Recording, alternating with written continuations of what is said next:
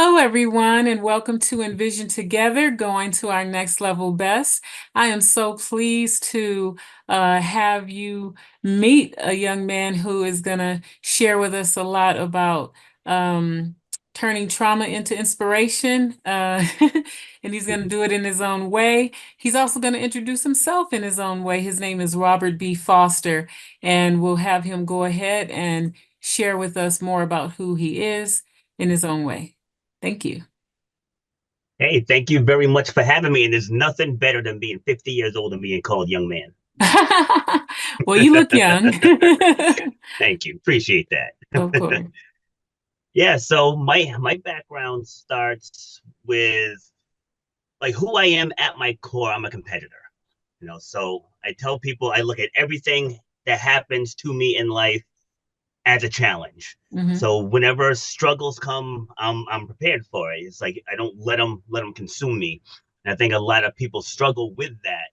And one reason why I wanted to be on your show, because just the title alone, just envision together. Like we were put on this earth to work together, and Right. people try to do everything themselves and independently, and that's not how we were designed. Or wherever you think we came from, we were designed to work together.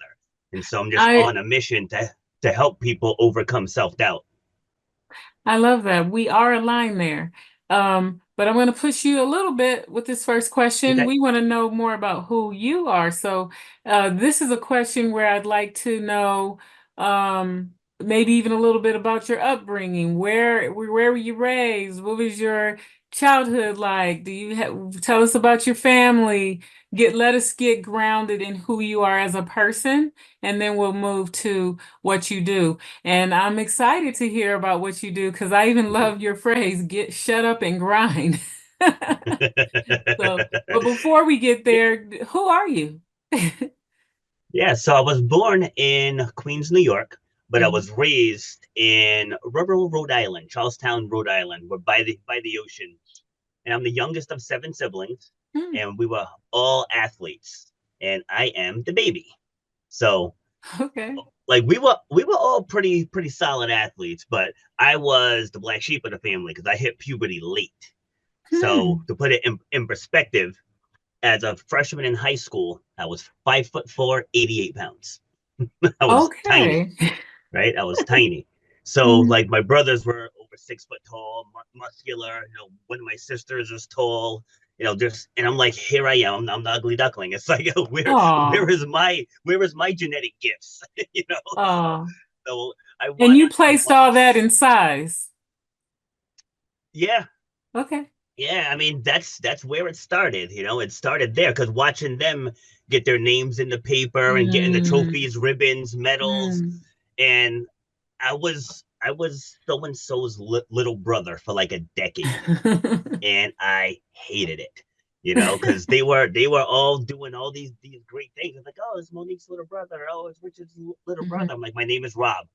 It's like, call me Rob.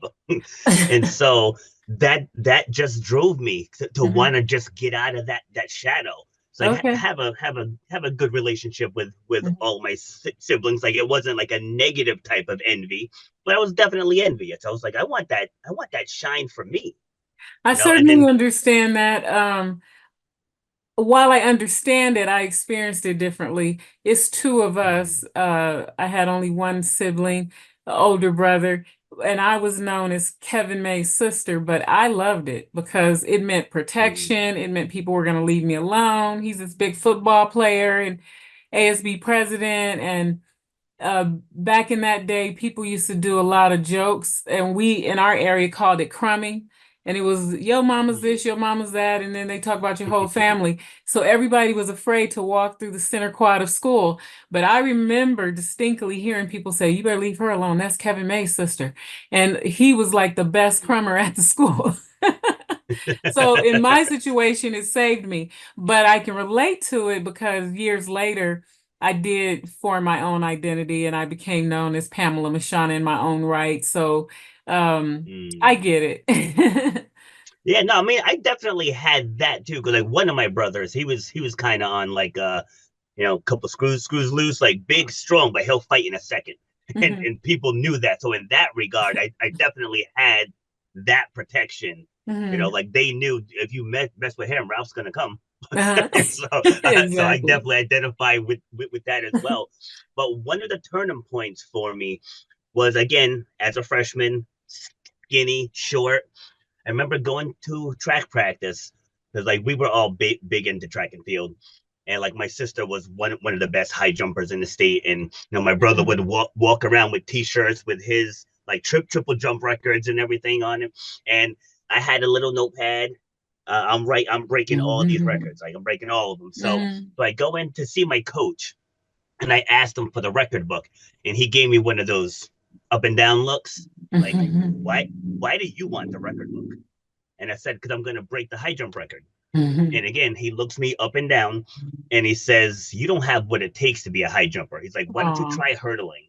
And I was Mm. like, no, I like my sister high jumps. It looks fun and I want a high jump. And Mhm. again, he's like, I really think you should try hurdling.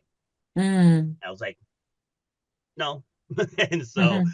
I just started working at it. Like I wasn't very good at it. Like I wasn't one of those that came in as a freshman and just became elite status. I Mhm. had to put the work in. Like I had the vision to see it.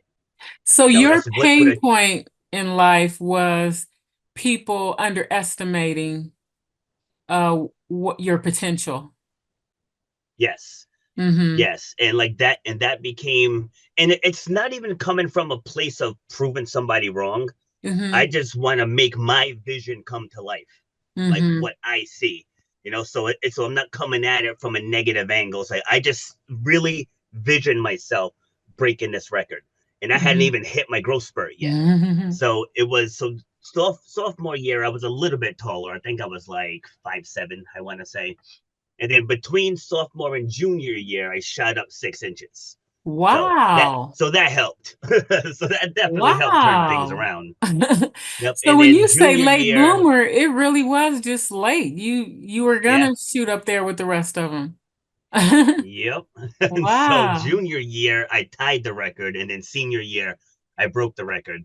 And Good then I for actually you. held it for 21 years. And I held Wow. the Southern Division triple jump record. There's like, I don't know, 15 schools in the Southern Division. So that's thousands of kids over the years. And I held that record for 24 years. Good for And it you. all started when I got inducted into my high school Hall of Fame. Because now that coach, I only had him my freshman year. Then a new coach came in for the rest of my high school career. But that first coach, he was at my Hall of Fame induction, and I thanked him. I was like, "Thank you, because you lit that initial fire." Wow. You know what? I want to ask you a question though. Um, so many people hear something like that from a coach or a teacher. You can't be a lawyer, you can't be a doctor, or you'll never make it at this or that, basketball, whatever the case may be. And they accept it and it kills their dream. What do you think it was about you that helped you have that type of determination? It was, is it family competitiveness or is it just, what is it? Was it something your parents told all of you that made you high achievers? Well, kids can definitely get derailed from words, but they can also get inspired by action. So my father was an engineer, Mm, and this man could build literally anything, whether it mm, was plumbing, whether it was electrical, whether it was carpentry, automotive. Like literally he could do everything, and he found ways of getting stuff done. Like he just never admitted defeat. He would come home with the most smashed in vehicle, and we're all looking at him like he's crazy. Like, what are you going to do with that? And then mhm. 6 months later, I'm driving the car. And Wow. tell you another one, just to give you a glimpse into his mindset. So my parents bought a new table for the kitchen and a new refrigerator. So when they get in when they get it here, the table was a little bit bigger than they anticipated. So our door was in the middle, and now the door was hitting the table. Right? Mhm. Normal people would just get a smaller table. Right? So I remember I come to visit, and my dad's got the siding ripped off of the house. He reframed the wall, and he reversed the door in the window. So now the Wow. door is over here because he wanted that table and he wanted that fridge. So us growing up around that level of determination, Okay. it was just instilled into all of us because like I told you, we've seen him do some things that like just the average person just wouldn't even attempt. That's And so amazing. watching that, That's right, amazing. watching that, it's crazy. And he always raised the bar on us. Like he never let us settle. Like Mhm. nowadays they probably call it child abuse. But excuse me, but it would be like, hey dad, I got in the game. How many points did you score? Well, I didn't score, but I got in the game. He's like that's not good enough. You need to score. Or even in track meets, like, hey dad, I got top six. Why didn't you get top three? I got top three. Why didn't you win? Hey, I won. Why didn't you break the record? Like, okay, I broke the record. Did you qualify for nationals? You know what I mean? So Are you going it's to the gold? always Are you going to the raising the bar. Olympics? That's Exactly. awesome So though. yeah. And it So seems now though it that translates. Oh, sorry. Yeah. So and now it translates into everyday life and just helping people to find that vision and give them the inspiration to see it out, to see it all the way through. now I know where you got that saying, shut up and grind. Yep. No excuses, get it done attitude. Did that inspire all of your siblings? Did you all become quite achieving because of having grown up with a parent such as him? Well, yeah, there was out of the seven of us, it was just one of my brothers who like got in trouble Okay. with the law a lot. He was in and out of jail a couple times. Hmm. But I mean, he was actually just on TV because he's a talented chef. You know, he just finds a way to get himself in trouble. but Hmm. but yeah, he was just on a TV program demoing one of his food creations. So like his talent level is there. He just Okay. dealing with stuff as people Right. do. No, I get it. Um, but it really speaks to how important it is to have that role model and for your the legacy from parents and all of that. It means so much. And we have today so many young people growing up in homes without their parents, without some just have one parent, some have none of their parents. And I always connect the dots about how that's affecting people in their mindset, especially if they never even knew their parents. In my situation, my father passed away when I was 9 months old. Oh, And it was, we didn't even have a connection to that side of my family because they're from Tanzania, Africa. But I oh wow. remember in my 30s when I found my family and met them and they told me about my father, it changed my whole perspective on life. They saw my father as a genius, and they told me about when he was a little boy, the government discovered him through his high test scores and started paying for his education, and that wound up to him coming to America to study, blah, blah, blah. But I grew up without all that history, without all that knowledge. And I actually grew up going to school here in America thinking I was dumb as a doorknob. And can I tell you how my life was changed just by knowing who I come from? Yeah. So, I mean, Yeah, I it threw that opens in up the there. possibilities. Exactly. And so, I thought that was kind of an important thing that I'm learning about your story, and to point out how much people need to know a bit about who they are through and seeing things modeled in front of them. It doesn't even have to be your um, I guess, genetic influence, I'll say, but just those role models and mentors around that you can glean from. That's so important. But let's go ahead and jump a little bit more into some of the questions that I have for you. You shared with me previously about your fitness blueprint and that you believe it works in any area. Tell us about these principles briefly. Yes. So yeah. So if someone wants to come in and say lose 20 pounds, Mhm. so all right. So we start with what's called a pain assessment. Like we need to know where you currently are, and Mhm. then from there we need to eliminate all the excuses. It's like what stopped you in the past? Is it family? Is it time? Is it money? Is it kids? Like there's so many. Is it your job? Is it your boss? Is it Is your it all of the friends? above? Yeah, like it's all of that stuff, and we write it all out. It's because like we're gonna put them on the table right now, and we're gonna work around it. Then from there we cast a vision. So you've lost the 20 pounds. What do you see? How do you feel? What are you doing? What are you wearing?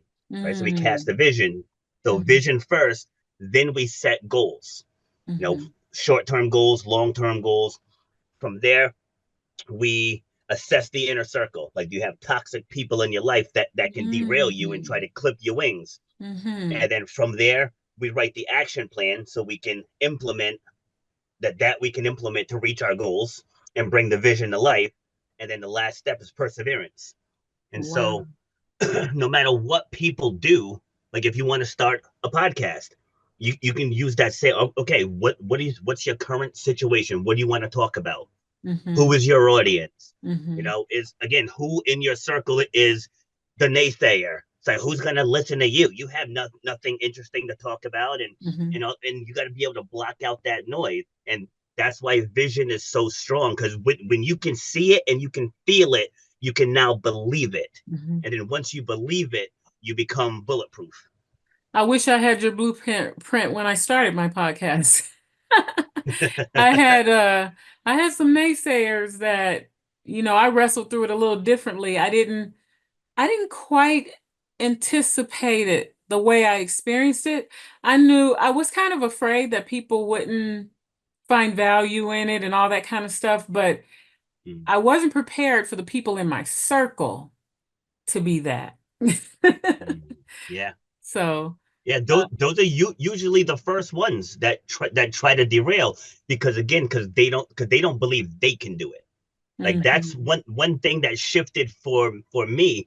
And it was actually one of Mm, my exes, where I came home from the gym, and like people were just goofing off in class, and like me, when I'm dialed in, right? So mhm, dialed in. So I came home and I'm venting. I'm like, I'm putting these workouts together and these guys are slacking and this and that.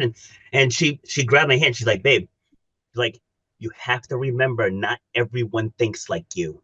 mm, And it's like, I had to step back, and it's like, my God, she's right. She's absolutely right. Because, like I said, that, like, my daughter works with me at a restaurant, and last summer, so, like, I work outside, she works inside, and so she radios to me to come to the side door, and pretty much similar scenario. She's like, I'm doing everything in there. I'm running around. I'm doing this. I'm doing that. mhm, And I was like, because you can, because you mhm, can. Not everybody has your level of drive. Right? Don't let them take away your drive. So that mhm. way, if opportunities for different positions come up, you're going to be at the top of the list. I'm like, so Right. you just go in there and you do you. Don't worry about what everybody else does or says. Absolutely. Very good. So, you spoke of people's need to unmask. Elaborate on that. Because people hide behind their own reality. Like, people act like they have it all together when they really don't. And, like, that's the stuff that leads to depression. It can even go all the way to suicide, because you're not being honest with your current circumstances. Like, 2 years ago, excuse me, 2 years ago, I literally lost everything. Like, I was getting taken advantage of by a business partner. And, long story short, I dropped my keys on the desk. I walked away from my business. And this Mhm. was but this was after I lost my house, I lost my car, right? Mm, My kids were split up, like it, but I had to, because I had to accept the fact that I did it. mm, It's like, most people would have been like, he did it. He did this to you. He put you into this position. I'm like, no, I let it go too long. hmm. I let it go too long. I had to put the accountability on myself. I had to pick up the phone, call my mom, and move back home.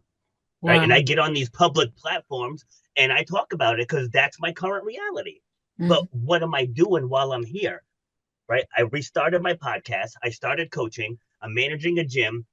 I just published a book a couple months ago, in the process of writing another one. And the title of that book is going to be called From My Mother's Basement. And Mhm. I'm about to launch a speaking course as well. Beautiful. Wow. I love how you're turning it all around. And I'm thankful for your willingness to share. And it takes us back to what you said earlier. The title of my podcast stood out to you, envision together. And the other part of it is going to our next level of best. And I see that you're doing that in your own life, but you're trying to help others do it as well.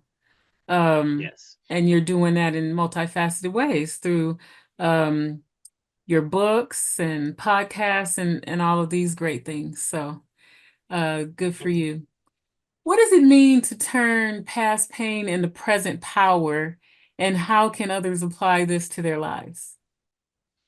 All right, so I'll use the passing of my father as an example. Excuse me.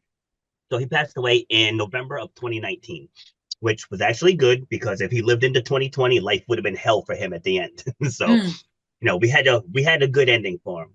mm, But watching him die sucked because like we had to end care. But he had three generations of us around him.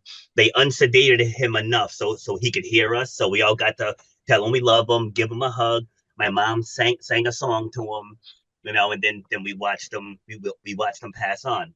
So now, if I get stuck in watching him take his last breath, watching the color leave his face, and like we pretty much watched the soul leave his body, mm, right? If I get stuck on that moment, mm, I'm never gonna heal, mhm, right? I'm never gonna heal. I tell people you have to move from the what to the how, mm, right? From the second we walked out of that room, that's where the power is in the story.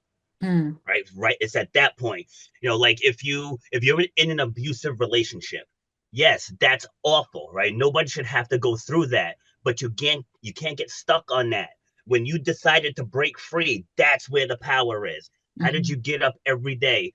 And you're alone and trying to navigate life alone now, and like, what if you work together? Now you have to find ways to get money, and you mhm, got to put your life back together. How do you trust again to get into another relationship? That's where the beauty is in the story. So you have to take whatever the mess was and talk about how you got to the other side. And mhm. that's what I do in my book. There's 13 worksheets built into this book. So it's not like I just Mm, sit here and read about my life kind of thing. Because people mhm, always ask me, how do you stay so focused? mhm, How are you always in a good mood? mhm, It's like, don't things get to you? Don't things bother you? I was like, no, like when the nonsense comes, I'm ready. And mhm, so I just put into words how I get myself through these situations. And like, I don't have a therapist background. I dropped out of college. This is stuff I lived through. So I'm yeah. 50 years old. I've been through divorce. As I mentioned, I watched my father die. I was told I would never run a jump again after a knee injury. Mm, 200 races later, here we go. Like, these are things that I've done. And so I put it into a how-to guide to teach other people how to do it. Because again, people get stuck in the what. Like, mhm. do we have time for a quick story? Sure. All right, so I was working with this college age kid, and ironically, his mom is a clinical psychologist. She hired me, a college dropout, to work with her son in his mental health issues. Right? Mm, So he has Asperger's, which, as you know, is a form of autism. mhm, And so he was using that as a crutch of why he can't be successful. mm, And so the first few sessions that I did with him, it was to get him to reframe that. I was like, you got to stop saying, but I have Asperger's, but I said, that's just something that you have. That's not who you are. mhm, Just like I always say, like the color of my skin is not my identity. That's how I think. How other people want to think, have at it. But that's not my identity. mhm, And so it's just something that I have. And so I help them take that and say, all right, so you want to be a successful writer, and you think Asperger's is stopping you. We're gonna do it in spite of. Like, mm, okay, so like the first 3 sessions was just to get him to buy into that. Then I had him send me his resume, and I'm like, this is why you're not getting internships. I'm like, mhm, if this thing is garbage, right? So, mhm, so we completely rewrote his resume. Like, I dissected every inch of every job that he's done to that point, and we turned it into like a sizzle reel almost on paper. And mhm, then we spent the last couple of me teaching him how to interview. I'm like, chest up, project your voice, look dead into the camera, like, look me in my eyes, like, get your hands off of your face. And then at the end of all of that, he got 2 internships within, I want to say, 40 days. And now wow, he's doing his dream job. He wanted to be a freelance writer, and he's back in Denver doing what he wanted to do. But we had wow. to get him to buy in. That's awesome. Great story. Um, Man, you said a phrase not too long ago that I wanted to repeat. Ah, it left me. But a lot of good stuff here. I like though how you turned the negatives into positives. Um, it's just it's so important. Oh, I know. It has something to do. It reminded me of at a certain point in life, I learned to stop being shocked by the problem or problems showing up in my life. You said a phrase or something that reminded me of that. Um, and that's such a valuable lesson to learn because when I started realizing that bad things are sometimes going to happen, obstacles are sometimes going to come, but it's be ready for it and stop being Yes. shocked by it. When you know that that's a part of life, you stop reacting from a place of victim, of shock. It's just something you have to get through, and you're well able to get through it. It's a part of life rather than I was going through life like those things are not supposed to happen. And when I shifted in my mind that just like positive things happen, good things happen, sometimes you have those setbacks that happen, and that you have to, Yes. I know it's going to sound weird to say it this way, but you have to embrace those too. And Yeah. what are you learning from it? What is it here to teach you? How can you start overcoming it? And you're gonna, and in the end, after you go through life having a series of events like that, you actually do learn that it's a blessing, actually, these quote unquote bad things, because you do come out the better because of it. Yes. You're in a better position for yourself moving forward, but you're also in a better position for those around you. Um, Yes. so it's awesome. Again, I don't remember the exact phrase that you used, but it triggered those thoughts. Um, I think we are in alignment with that. Um, so how do you help others uncover and use their personal stories to inspire growth and transformation? Well, going back to what I said earlier, like it's not the what, it's the how. And so just Okay. like for example, so there was a woman she trained with me probably like 12, 13 years ago. And she was a little high maintenance, to be honest. So she reached out to me maybe 2 years ago, 2.5 years ago, and I kind of dodged her at first. And so she was persistent in the reaching out. So I was like, all right, let me respond. Like what's going on? So Hmm. I guess she went to go visit her brother, and when she got there, he was dead, and Oh. he was dead for a while because she said, what she described, I won't say here, but what she Hmm. described was not good, and Hmm. so she had gone into like this deep depression. But she did start a fitness business to kind of give herself an outlet. So like as I'm listening to her story, I said, all right. Said so the first thing is you're never gonna unsee what you saw. I said, Hmm. just like I will never unsee my father's eyes getting big before he turned his head slowly, like just the moment he died. I will never ever unsee that. But I don't get stuck there. I said, Hmm. right now you're stuck on what you saw. I said, so we need to work out the story. When you closed the door to his apartment, what were your initial thoughts? Hmm. And then we jotted it down. When you got in your car to drive back to your house, what was going through your mind? Like when you woke up the next morning and the realization hit you that your brother is gone, how did you get through that day? And you just repeat the process until you have the entire story. I Hmm. said, so now that we have the story, what are you gonna do with the info? Right? I said, so you started this gym. Now you can make it something bigger, and you Hmm. can make this a safe space for women to come and train who's going through trauma, Hmm. who are going through depression, who are going through grief, going through PTSD, and you make this place that. So you want to attract that clientele, and maybe you do something where you work out for 45 minutes and then you sit and talk at the end of class and let people talk and share their stories. So you guys can help each other heal. I was like, did your brother have any funny one-liners? Did he have certain quotes? Put pictures of him up with that quote up and make this place a memorial for him. So when Hmm. you're feeling sad, you can look at those photos and you can look at his funny one-liners and it'll bring a smile to your face. Because Hmm. there are days where I miss my father and I just think about conversations that we had.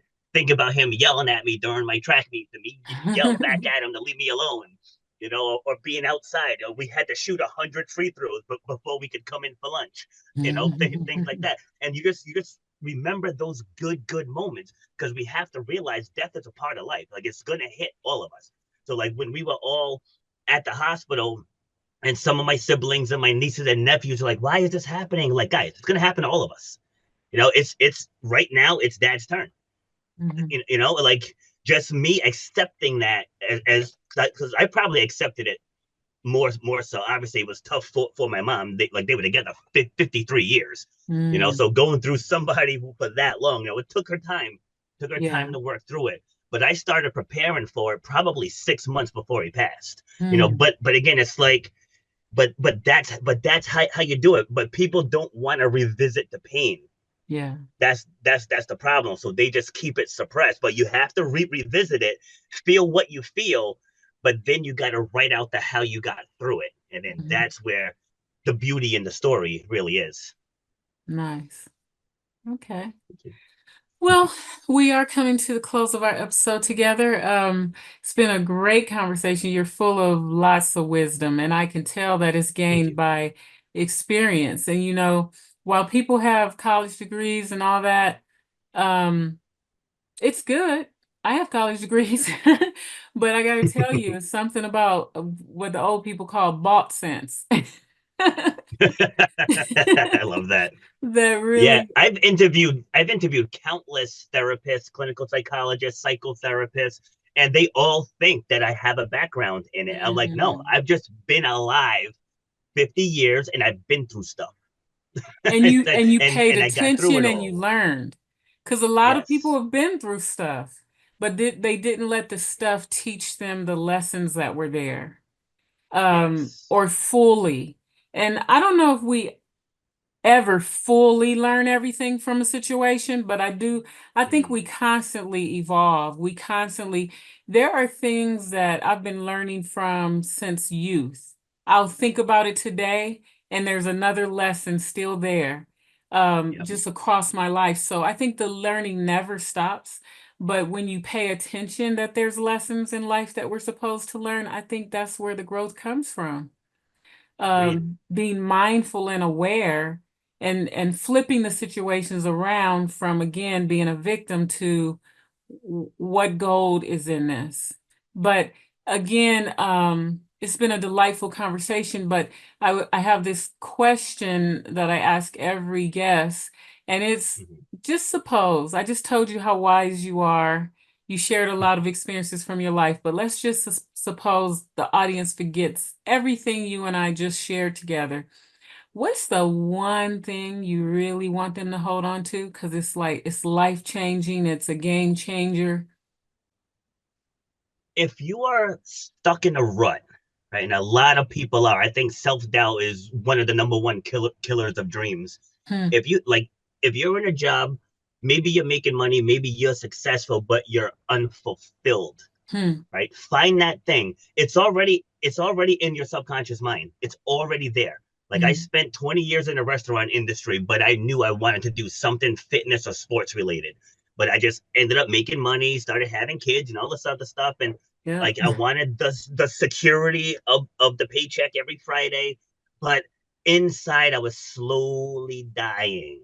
And it Mm-hmm. wasn't until I had a full-blown panic attack one day on the way to Mm-hmm. the restaurant where I realized like I wasn't called to do this. It's like Hmm. there were people who are called to do that, to do just that. But I knew it wasn't me. And so I started my gym in my garage. Well, technically in the spare bedroom of my house. This tells you how good I am at marketing because I got women to come to my house and train in my spare bedroom. That's how good my messaging was. Right? And Wow. so again, without having the college education in marketing or business or accounting or any, I didn't know how I was going to make this work. Mm-hmm. So I leaned into my superpower, which was helping people believe in themselves. And then the Mm-hmm. doors just started to open. And that's what I want people to take away. Whatever you want to do, it's already in your brain. You're probably already doing it and don't even realize you can Yeah. turn it into something where you can enrich yourselves and impact your community. So Yeah. that's what I want the takeaway to be. Wow. That's good stuff. Um, wow, and I'm learning more and more too that the fitness coaches that are probably most successful do have the ability to somewhat be, for lack of a better term, a therapist. Oh Is yeah, helping especially in people. one-on-one sessions. Right. It's helping people connect the dots and find out what's making them tick and how to realign themselves mentally and physically, having that harmony, I guess. Um, so very good. Thank you.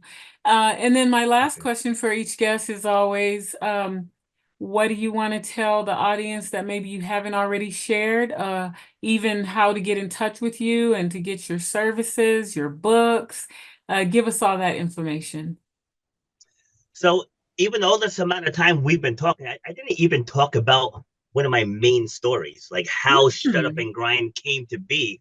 Tell I us. briefly touched on it, but when I had my knee injury and Mm. when it happened, I'll give you the quick version. When it happened, like I was doing a high jump at the ripe old age of 32, and I planted to jump.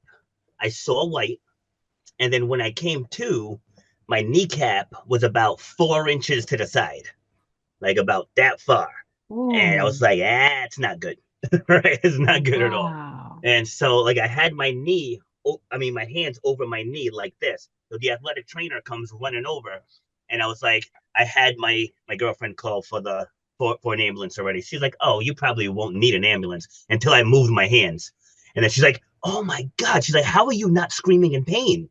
And I was like, oh, I can't feel this. I said, but more importantly, how do I get my two gold medals? Oh, Because wow. I won the long jump and the high jump. And even though I hurt myself, I was still first overall. But where everything changed, we get to the ER. The ER doctor takes off the brace that the EMTs put on, and he looks me right in my eyes and said, "You will never run a jump again." And now I have 5 children, and at the time they were 5 little kids, 10, 7, Mm. 2, and I had twins who were 4 months old. Mm. So immediately I went to the negative. Like I looked up at Kelly, she's got tears in her eyes. I start crying. That's something I'm not going to be able to play basketball with my boys. We're not going to be able to go for a run, go for a hike. And I was like, wait a minute. Then competitor Rob showed back up. He was like, no, no, Mm. no, no, no, no. Like he can't, he's not going to be able to tell me how I'm going to heal. So we didn't even have the surgery yet. I And love it. so we have the surgery. The first week was rough. I will say I was in a lot of pain, a lot of pain. I had total knee reconstruction, Mm. and so we'll fast forward about 4.5 months. I'm at the track with the kids, they're running around, and I was like, let me just try. Let me see if I can get both feet off the ground. Now, granted, I looked like a newborn giraffe, but I did it. And Mm. it was in that moment where I knew I was going to make a full recovery. And so I just Wow. said I did almost 200 obstacle races, but I had to get back on the track.